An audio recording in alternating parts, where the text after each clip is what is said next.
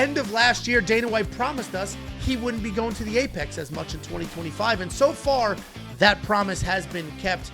In the upcoming months, there are no Apex cards on the schedule, but we do have some really good fight nights, some spectacular pay-per-views, and the UFC is doing a world tour. My name is Angelo. This is Josh Thompson. We're going to break down the main events on the upcoming fight cards. Josh, we have no pay-per-views in September. I mean, we're going to have to rely on the way you flap your gums and how you just keep it going. I mean, the rambling and the bambling and all the other stuff that you like to do on this show and all the other shows that you do, because you're constantly cheating on me with Jacob. But yeah, I believe it. You know, I think just you. See, I know I'm rambling. But yeah, that made no sense. I was like, Josh, we have no pay-per-views in September, and you're like, speaking of, and then made no sense whatsoever. Look, sometimes you need a little break, but you're ramping up for a big October, which 2 pay-per-views are in October, and I'm excited for that. And there's some big fights. Those are some big fights in October. I think everyone's excited for October. Yeah, there's a lot of really good, even these regional fight nights, a lot of good main events. Let's go in logical order. If we go to 2 weeks from now, there is a break next week. It's Labor Day?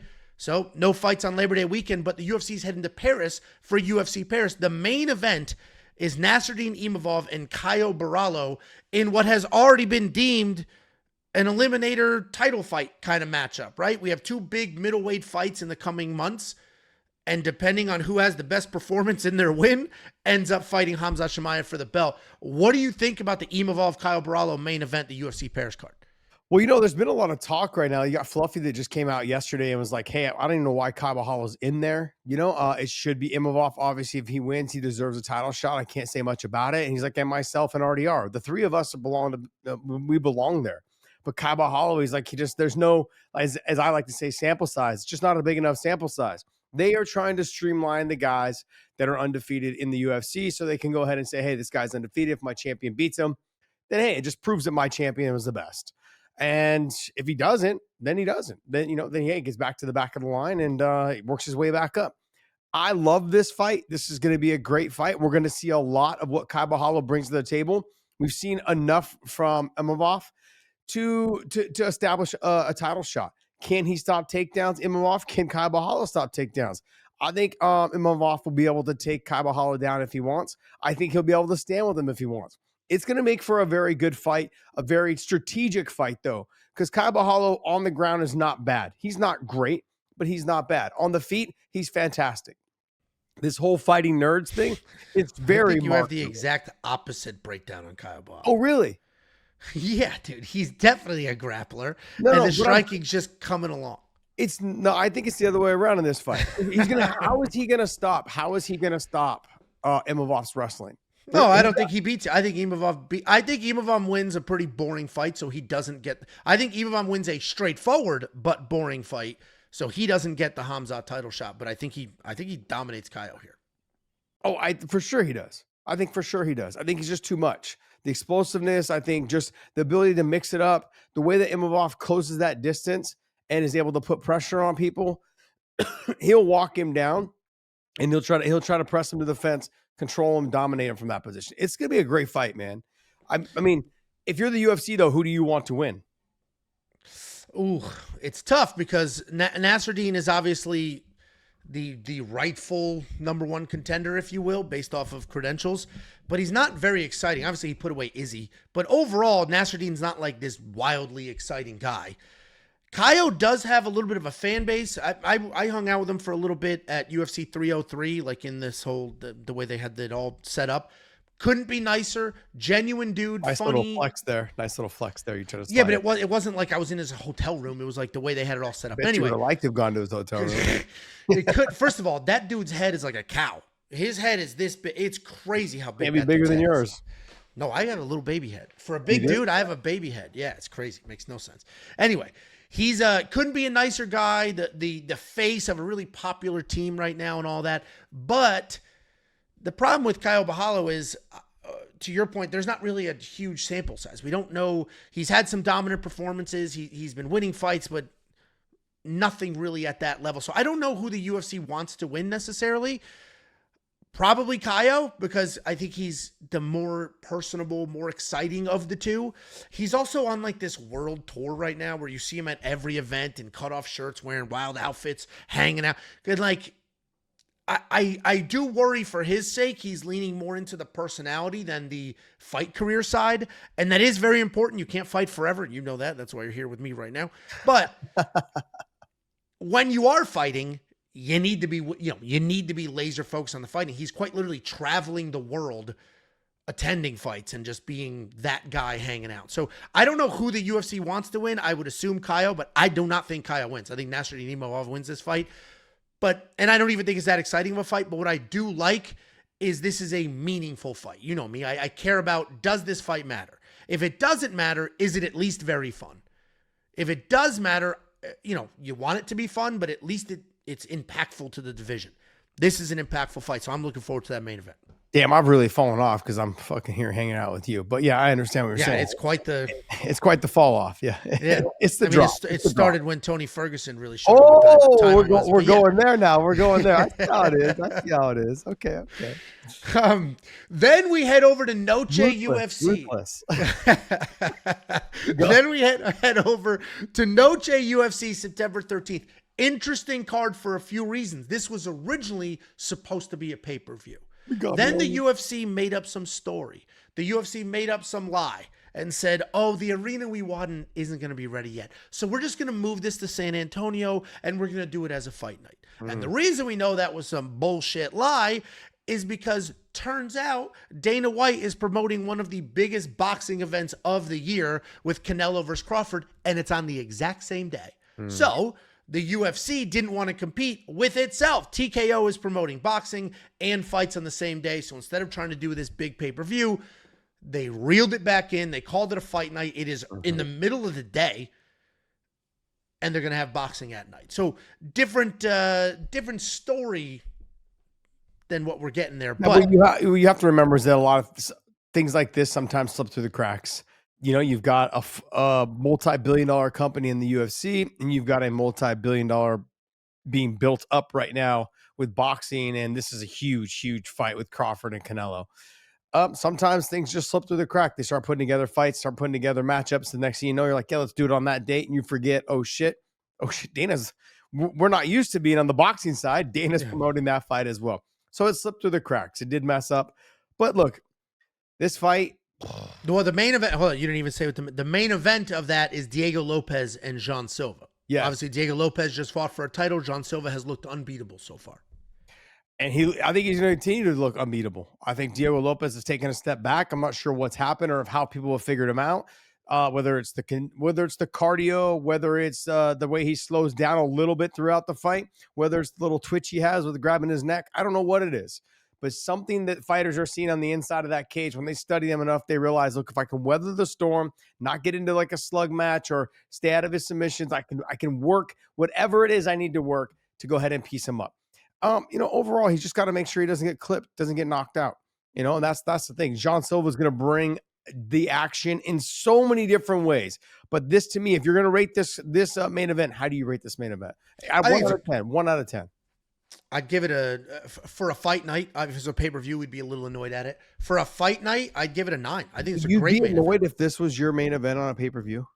It's not a title. It's not a number one. And that's right. You care about those things. That's right. I don't care. I just want the best fight. This to me is going to be one of those barn burner fights. It's going to be a knockdown, drag out. Someone's going to get finished, I believe, in a 5-round fight. I think I agree with all that. I think it's a fantastic main event for a fight. Just because there's no title online, you're like, fuck, I'd be so mad if it was It'd be a great pay-per-view co-main, but if this is a pay-per-view main event, a little disappointed. Pay-per-view main events is supposed to be for belts. Really? I just want about the best fights. That's such a crock of shit. It's out of control. So when Conor fights and it's not for a title, you'll still watch and you'll complain? I'm gonna try to lie. I was gonna try to lie, and then I can't because I flew out for UFC 303 to see Conor versus Chandler. Connor's a different animal. You can't use him as he's a different. That's a different. No, I just want to make you eat your words. The Tony Ferguson comment, but you deserve that. You deserve that. You got me all up in my feelers now. My feelings, man. You got me all up in my feelings. So I agree with you though. This is a great fight because It matters. It absolutely matters for this division. It could be, an eliminator fight to see who gets the number one contender fight. But the reason it matters is because Diego just fought for a belt. Diego's built up. He's a giant fan favorite right now, even losing to Volkanovski the way he did. Jean Silva's becoming a fan favorite. I was at UFC, what the hell was it? 318, 316, 317? I forget which one. I was there. Name the last four. So hey, just 2 months. Yeah, it was one of those. It's just like 2 months ago I was there. And Jean Silva was there, not fighting. He was just there supporting his teammate. And he was like in the crowd barking. And people are gravitating towards him because his fight style is exciting. He's definitely autistic with the barking. But his fight style's exciting. He gets after it. The fans love him. This is a great fan favorite versus fan favorite matchup. It should be a fun fight. Diego Lopes has fun fights. His issue is if you take him down, he just kind of accepts it, but that's not going to happen here. So we have Diego Lopes with some random power. We have Jean Silva with the far cleaner striking. I think Jean Silva showcases here, but this is a really good, exciting, fun fight. Jean Silva is a fantastic striker. He's obviously got good takedown defense, as we saw in his last fight. But also, too, Diego Lopes, to me, he's a better grappler than he is a striker. Oh, yeah. So I don't understand 100%. why he doesn't attack more on the ground.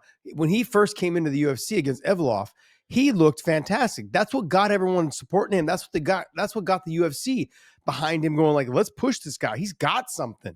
He almost beat Evloev. Now we can build around that a little bit.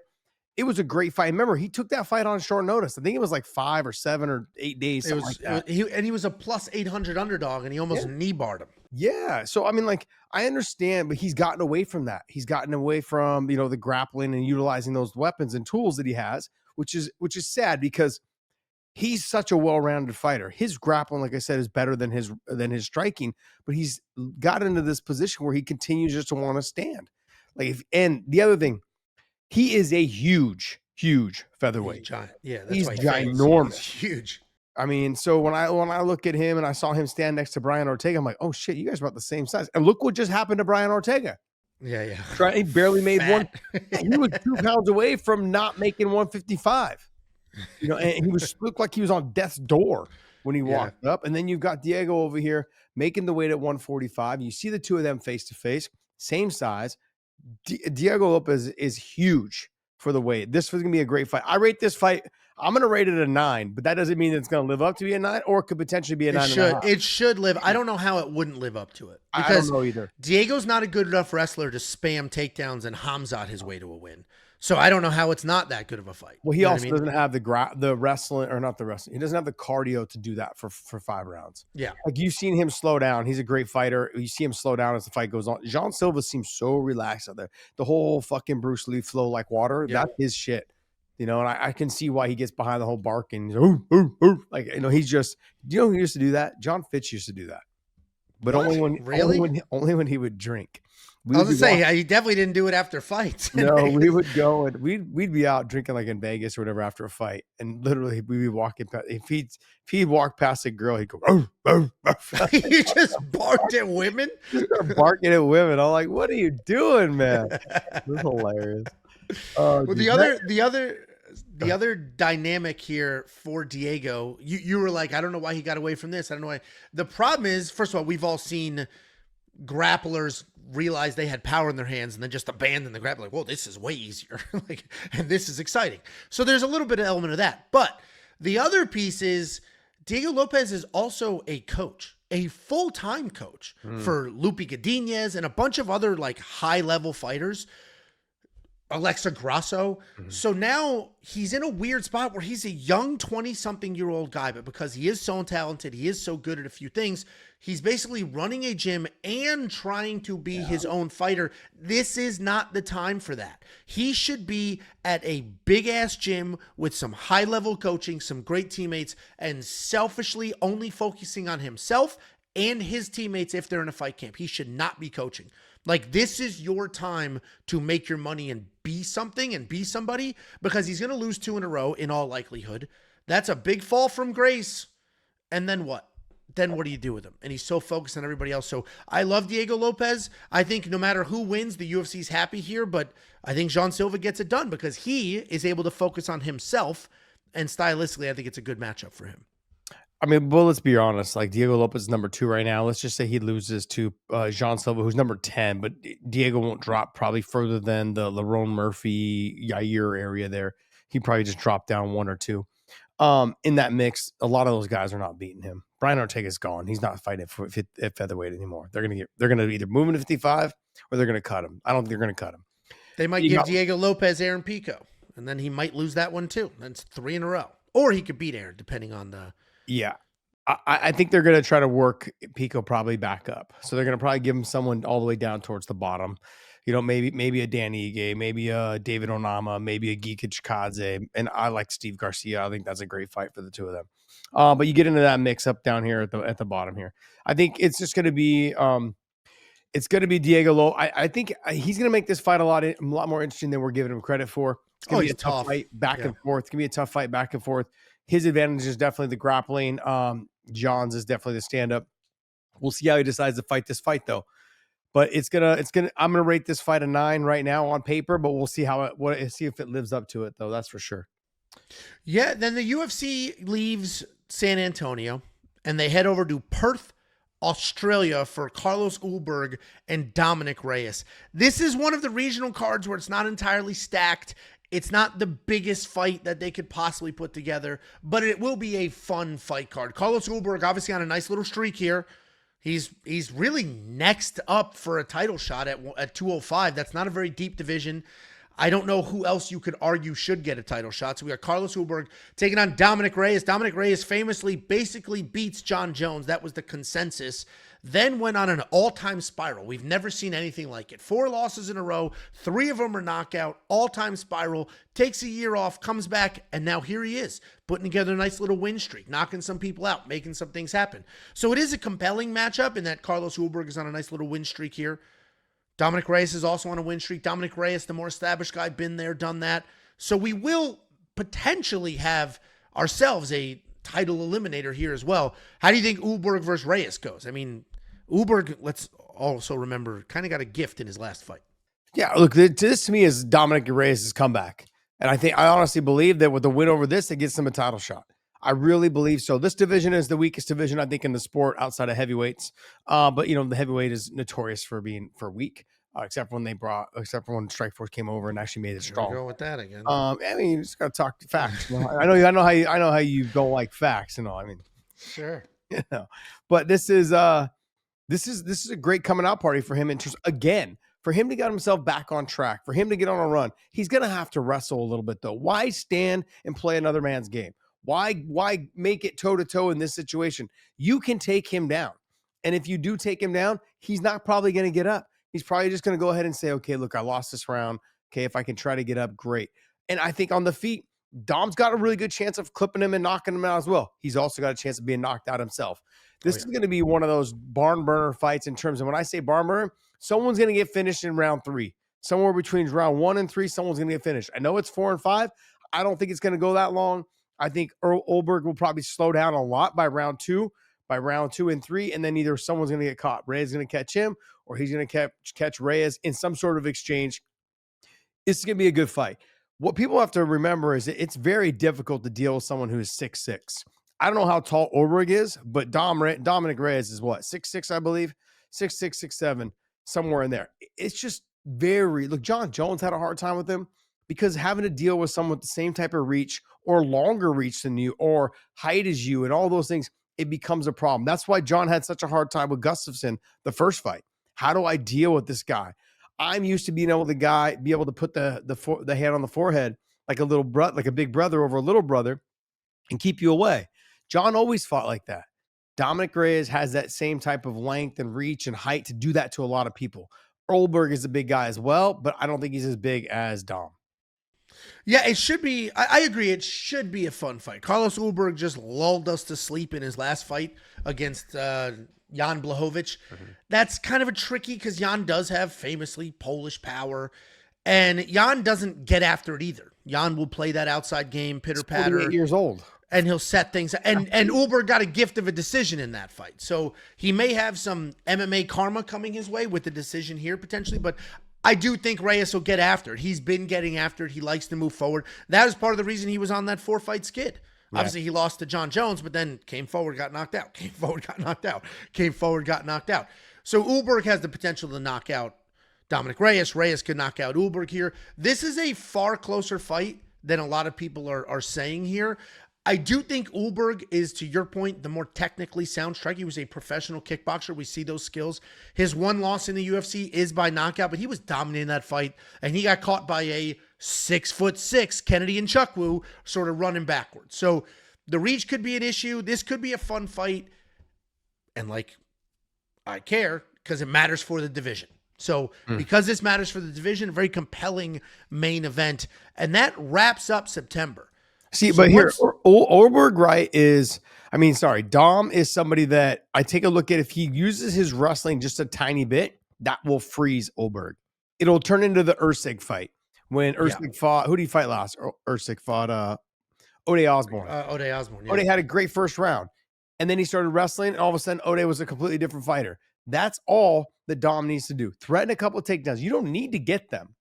Just threaten him, make him hesitant, open up that split second of hesitation, which then you can land strikes, or it makes him hesitate to lift his hands up to defend the striking, and then you can get the takedowns.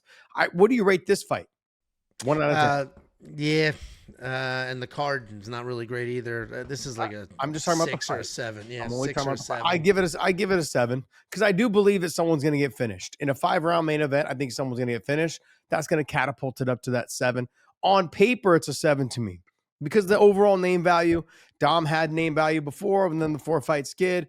Ulberg just coming off the lackluster performance. All of those things, but I also look at it, I go, this is a fight, like you said, has a little bit of purpose to it. The winner of this could end up getting a title shot off of this. So I look at it, I'm going to give it a 7, but that's on paper, but it could end up being like a 8.5 somewhere in there. I think if someone a back and forth battle and someone eventually gets knocked out. Yeah, it definitely has potential.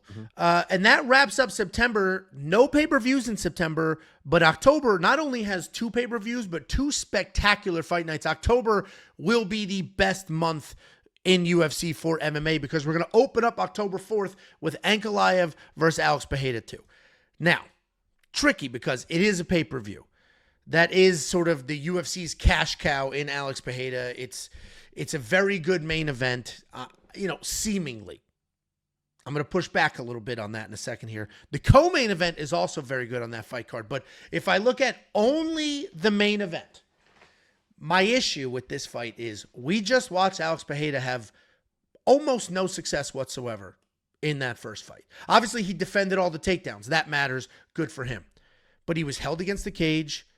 He was almost knocked out. Only one person in that first fight was almost knocked out, and it was Alex. Alex didn't let his hands go because he was so focused on the takedowns, he didn't do what he wanted to do. So maybe this second time out, he's got the confidence in his takedown defense. He's like, I know I can stop these takedowns, so now I can let my hands go. Or maybe we just get more of the same. Maybe Ankalaev is like, I felt the power. I'm not worried about that anymore. I'm going to rush forward. So it is an interesting main event. I would have preferred Alex Pereira went to heavyweight, but what do you think of this, Ankalaev versus Pereira 2 in a fight that really wasn't that close? He wouldn't have done well at heavyweight. I mean, let's just put that to the side. I think the heavyweight division for him going there would have been foolish. No There's reason. There's a bunch of heavyweights that can only strike and are kind of chinny that he could smoke. And then they could convince us he's this beast, savage animal, rush him into a title shot that he loses. But he could have gotten wins at heavyweight. I mean, he could have went and fought, but he would have had to fight Tom Aspinall. He would have lost. That was the problem. Like, he wouldn't have gone there and fought Cyril Gane. He wouldn't have gone there. Like, he would have went up there and he would have fought, Tom Aspinall, and he would have lost. Yes. The power, the physical size, all of those, the grappling, all of that, he would have lost. So to rush him there, and at the time, it just wasn't the right time. He would have lost to John Jones too had he fought John Jones. So I do agree there are some chinny heavyweights up there, but that's not the answer. Not for Alex. I think in this situation, he'll have more success. I think landing some more shots because he can have a little more confidence in his wrestling. But how much will Ankalaev actually wrestle this time? Yeah, I hope he wrestles more so we can put this notion to bed. Alex, I love Alex. He's one of my all-time favorite fighters in such a short period of time. He has done so much and accomplished so much. He saved Absolutely. UFC's 2024 in the entire 2024 of the UFC was Alex Pereira. Like he was all of 2024 for them. And I would give you exactly the 100% credit. That's exactly what it was. He fought as many times as he possibly could, consistently got called on short notice, stepped up and fought. Did a great job.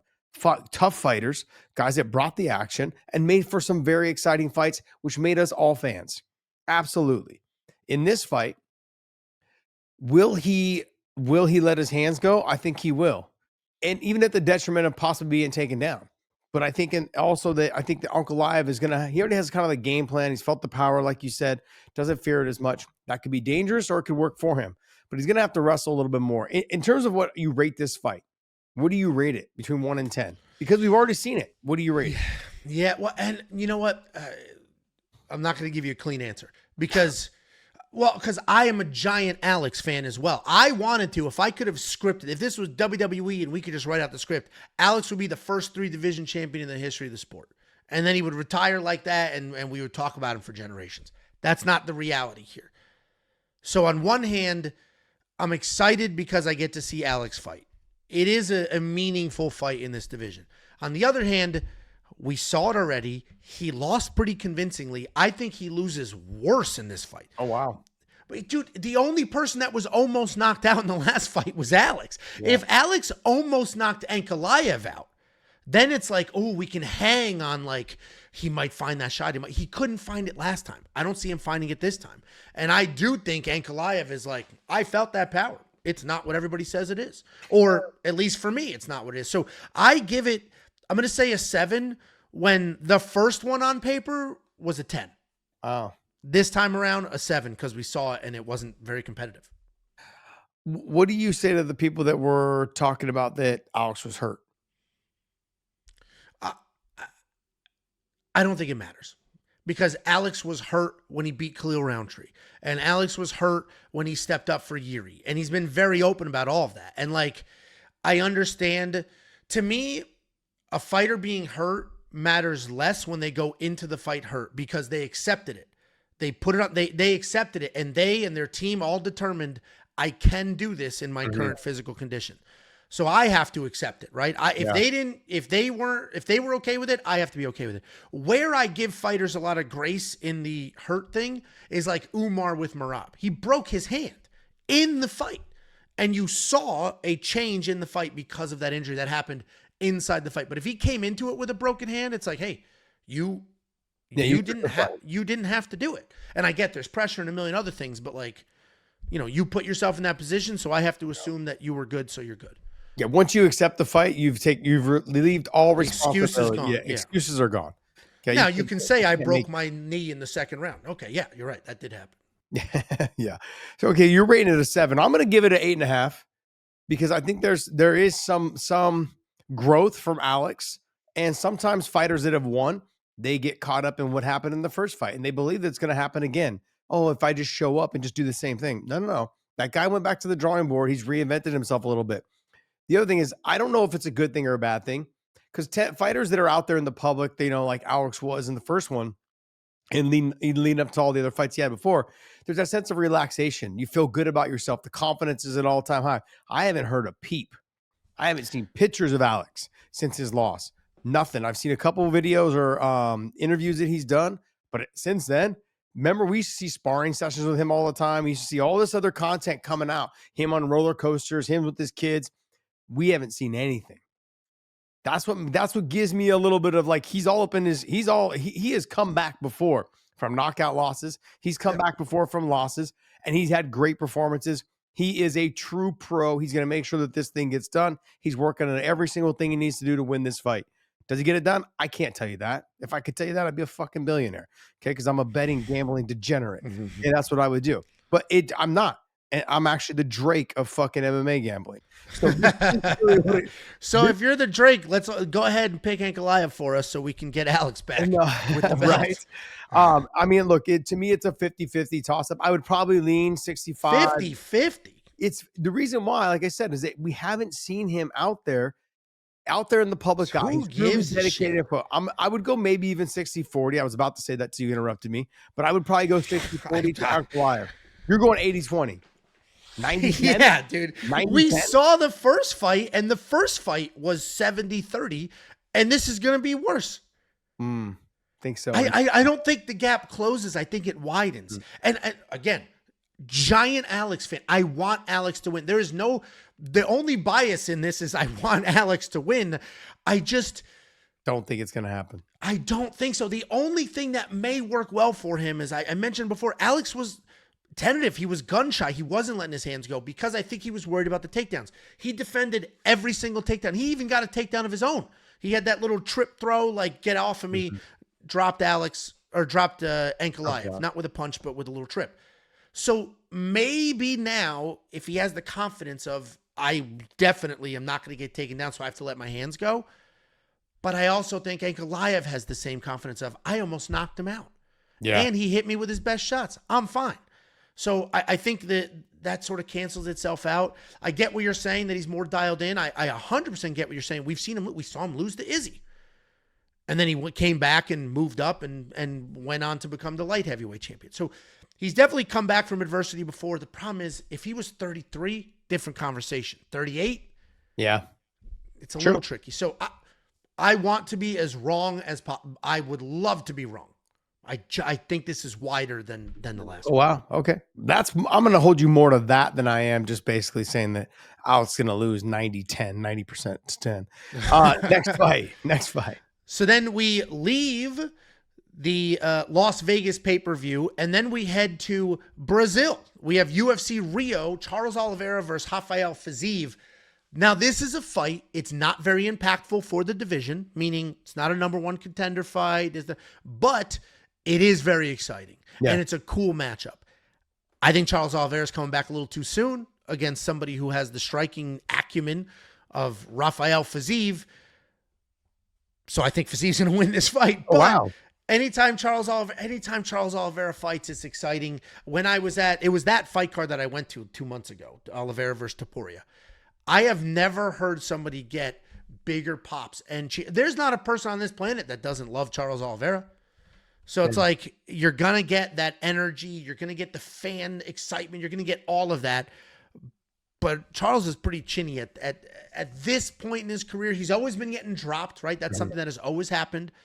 He got dropped by Dustin, won that fight. He got dropped by Chandler, won that fight the first time. He got dropped by Gagey, won that fight. That has always happened. But it starts to get away from, I got dropped, but I recovered, right? And he wasn't able to recover against Ilya. He was out bad. And that was within 3 months of this fight? Not great. Fiziev is kind of a savage on the feet, a dog as well. I think Fiziev gets it done, but I am excited for this fight. Yeah. No, I agree with you. I think he's coming back too soon. He's made it very public though too. He's like, look, I'm 30. What do he say? I'm 35 years old or something like that. 36. He's like, I've got lying too. Like Jose I think he's 35. I think he's 35. He's like, I got a lot left in the tank. He just did an interview talking about it. I read it yesterday. I think he said he's 35. He's like, I've got a lot left. He's like, I'm not even close to retiring. I'll be fighting for a lot longer. That being said, Fiziev to me it can go one of two ways. If you stand and want to trade with him, I think he's going to lose. If you're going to trade a little bit to lead into your grappling, I think he dominates him. I think if this fight hits the ground, I think he dominates Fiziev. He gets on the neck, gets to the triangle, gets to armbar, whatever it is, he's just all over him. I think if it gets into the grappling realm, I don't see Fiziev having a chance. Now, getting to his legs and taking Fiziev down, a lot of difference, lot of bigger. It's a lot more difficult than it seems because everyone's like, oh, he's just mainly a Muay Thai guy. No, he's still explosive, still short and stumpy with fucking thick hips and thick legs. Like, it's hard to get those guys down because Charles is the taller, longer, lankier fighter. You've got to get in deep enough. Cool. You can grab the single leg or the double leg because you got long arms. Being able to try to pull those and suck those hips in. Angelo used to wrestle a little bit, man. You used to wrestle those fat fucks. A little bit. Just a tiny bit. How difficult is it to suck those big guys in, the shorter, stumpier guys? Try to suck those hips in and try to lift or scoop or pull the legs out. It's extremely difficult. Well, because you have to get under the hips first. And that's hard when you're the taller person. And then on top of it, there's a lot to get your arms around and work from there. Charles is tremendous for this weight class. Yeah. And obviously Ilya's small for the weight class, but that size difference was crazy in that fight. Fiziev's not very big height-wise. So I do think, to your point, Charles can hold Fiziev against the cage, work there, knee him up the middle. I agree with everything you're saying. with taking down Fiziev and all that, but Charles just did that to Michael Chandler, who has a very similar physique. Yeah. Short, stocky guy, and wrestling. he out wrestled the shit out of him. Now, Michael Chandler's supposed to be a great wrestler on paper, but we know in execution, he's just trying to be out there and have some fun. So I do agree. Charles can absolutely win this fight. This isn't the 80-20 I just gave for Ankalaev. Charles absolutely like 90-10, but yeah. Charles absolutely can win this fight. Are you drinking an Arnold Palmer? Yes, I am. It's 8 o'clock in the morning. What, you don't drink lemonade and iced tea? Not at 8 o'clock in the morning. What do you know? And I'm the fat one. What do you drink? Water, like a person, and coffee. It's 8 o'clock in the morning. No, I had coffee already. I mean, I've How been much up. sugar is I've in been up that? since 5 a.m. Jesus, This is like lunch for me. I'm already. It's like lunch. Not all of us wake up at 7 when the kids got to get up to go to school. I get thought up your at body 5. was your temple, but I guess not. Anyway, Yeah. I do think If you want to compare bodies, we can do that anytime you want. Let's start with height. Okay, let's start with We'll look. compare Thank there. you very much. Thank you very much. You You do have dimples, though. I'll give you that. I got dimples too, but yours are a little bit better. You got like the dumpling dimples. Yeah. I don't think this fight is crazy wide. Charles definitely has a path because while Fiziev is a great striker, I think he's a little overhyped with the one punch knockout power. We haven't really seen that True. in a long time. And I don't know if it's because he's fighting a higher level of opponent and that's why we're just not seeing these crazy knockouts, or like, the power's there, but it's not, it's not that just like death touch Pereira power. So I think this is a very competitive fight. I say this is a 9, even though it honestly kind of doesn't really matter for the division. They're not getting a title shot after this. And if Charles wins, great. If Fiziev wins, fine. Like, it really doesn't. I don't think it does anything. Obviously, if Fiziev wins, it skyrockets him to number 4 ranking, but I don't think much comes out of a win or a loss for either one of them. But I think it's just a fun, let's get after it kind of fight. So and it's in a real arena in Rio. I'm looking forward to it. I'm all about, I love this fight. I think this is this is the way the UFC is saying thank you, Fiziev, for stepping up in the Gaethje fight. Because remember, he took that fight on short notice after his knee broke in half. Yeah, right. So hey, let's get you a fight that potentially is winnable to get you in that top 5. You stepping up for us against someone like Justin Gaethje. Let's get you this. Charles coming off of a loss. Let's get you that mix in there. One of you guys, going to make a step back into the top ranking. So I think it's the way the UFC is trying to kind of, hey, thank you for doing that. We've offered you this fight. You're the main event. Also, you get a bonus when you're the main event, anywhere between say $50,000 to $150,000. So he's going to get that bonus as well. So this is a thank you from the UFC, I believe.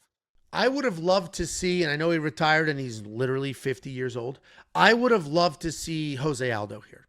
It's in Rio. He's the king of Rio. This is actually a fun fight, but the way he death gassed in his last fight and then retired and then admitted to the world he was 50. Yeah. It's like, okay, yeah. See, the fight that I really always wanted to see, and I still to this day want to see it because they're both older, is Patricio and Jose Aldo.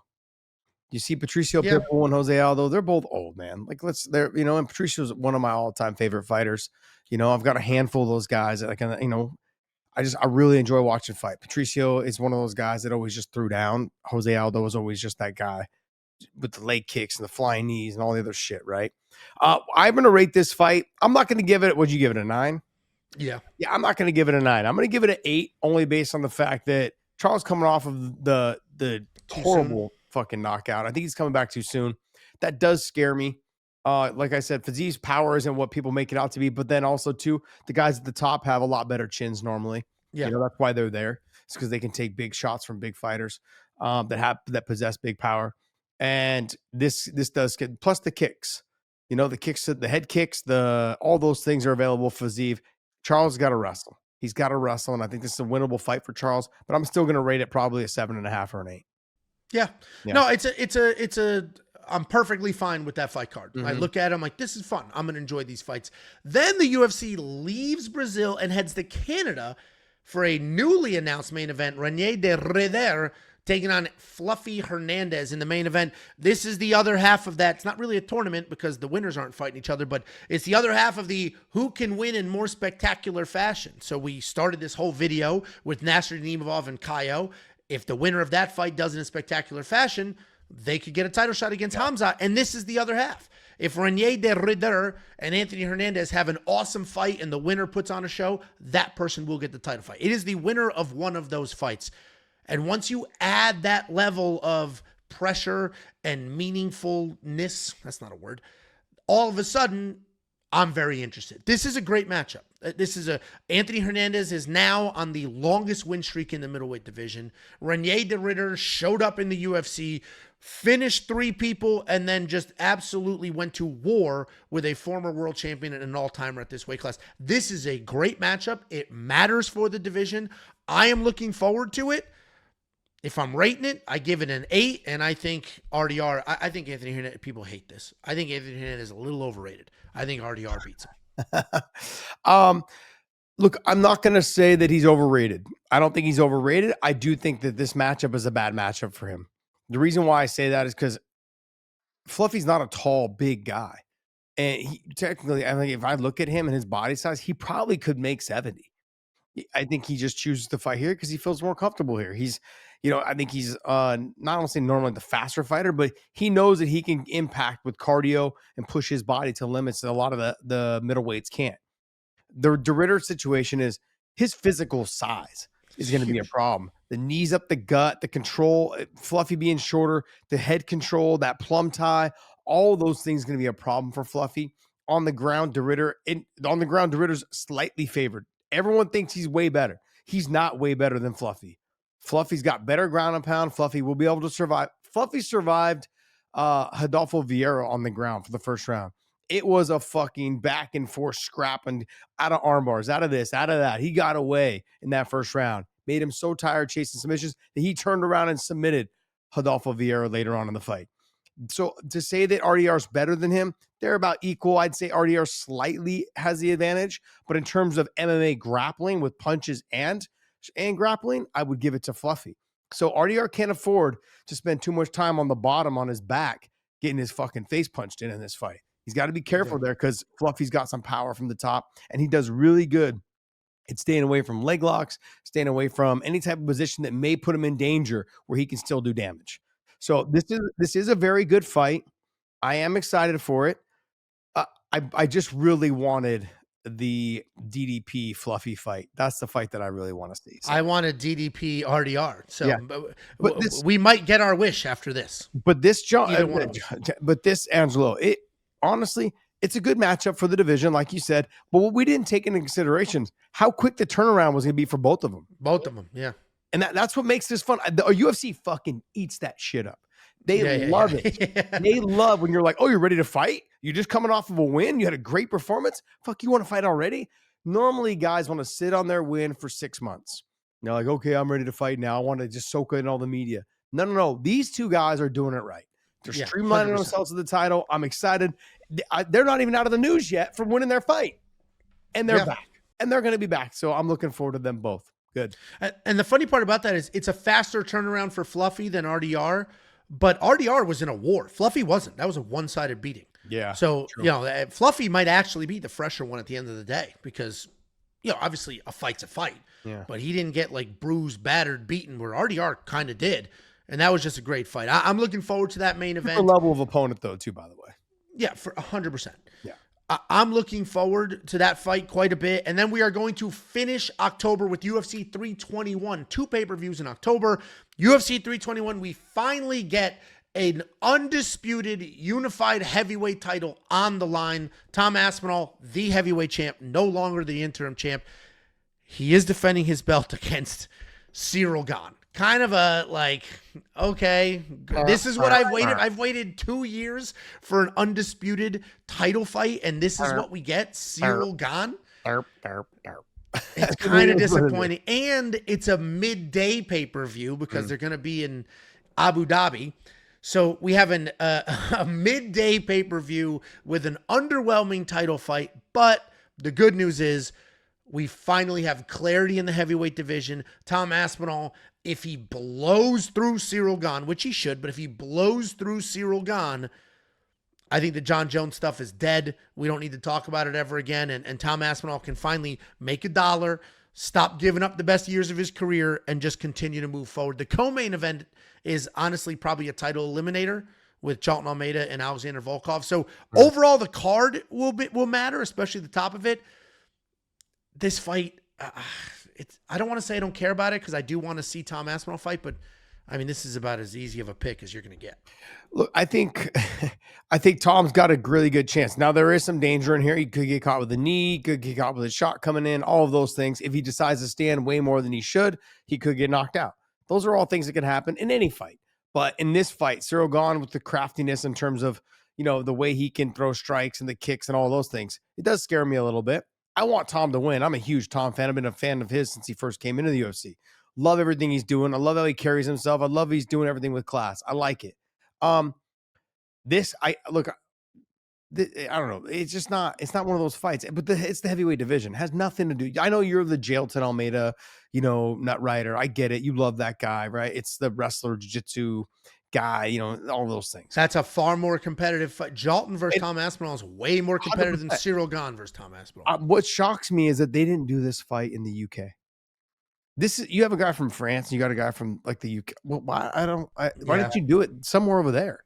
Because they Abu Dhabi paid for a title fight, and this is what they had. Man, they could have killed it in a different location, though. Yeah. I think they could have killed it. Anyways, and then but I think the reason why they put the heavyweights as the co-main, if someone gets hurt, then you have two other heavyweights that one can just step up, which will probably be Jalton Almeida. They'll say, okay, look, if Cyril Gane gets hurt, boom, we put Jalton Almeida in there. If Aspinall gets hurt, then you put Jalton Almeida in there, or whoever else. So yeah. That's plus always having a backup fight is important. Especially because Cyril Gane is coming off a win over Volkov. He didn't win that fight. He did not. That was the giftiest of gift decisions I've ever seen. So he got a title shot, his second title shot. Man, you've been off of a gift thing all day, man. Dude, he spent the whole fight on his back and didn't do anything meaningful on his feet. I don't know how he got that decision, but he did. And I had a huge bet on him, so it's like, fine, I'll take it all day. Sometimes they're looking out for you. Sometimes you get screwed on the other side. That one happened to work out for me. But, it's just, if I'm rating that, you got to juice it a little bit because it is a heavyweight title fight. It is Tom Aspinall, and we're all very excited to see how good he is and what he can become. But, I mean, it's a 6. Ooh. Yeah, only because it's so dominant. That's the only reason. Because it should be dominant. I'm not mad at you. Look, the comparisons between Tom Aspinall and John Jones, it will continue after this fight. Because if Tom doesn't finish him in a minute or minute and a half, which is not going to happen. Yeah. He could knock him out. He could take him down and then submit him right away, but not in a minute and a half, I don't think. Yeah, I think it's dominant, and I think that pressure of do it faster than John did is, who cares? Are you rating it a 6? I would give it right around that same thing. 6 and a half, somewhere in there. But I agree with you that the Jalton Almeida fight is the fight to make, but Jalton's got his hands full. He's fighting on the co-main event. So we'll see how he does. And if he can get past who is he fighting? Volkov? Volkov, yeah. Okay, giant, established number 2 in the world, Volkov. Yep. Another guy from Bellator. Yeah, just wanted to throw that out there. Okay, yeah. But look, I think there's some great main events coming up to finish out up through October. There'll be more fights announced November and December, I think. And man, I think we have a good year coming to an end with the ESPN contract and then starting the Paramount contract. So that is going to be some fun things to look forward to. How do they blow up the end year main events and lead us into next year? And what are the opening year main events coming into the new programming? There's a lot to be said. I'm looking forward to seeing what they do to explode into the Paramount CBS network. January, February, March, and moving on. Yeah, I think how will international fight weeks look? That's one thing. How will Noches look? How will those things look? Is what I want to know. Yeah, I'm excited for the Paramount deal, and I'm loving all of these main events are just setting up a phenomenal first quarter in 2025. Let us know which main event you're looking forward to most. My name is Angelo. This is Josh Thompson. This is Bad Takes. Like, subscribe, do all the things. We appreciate every last one of you.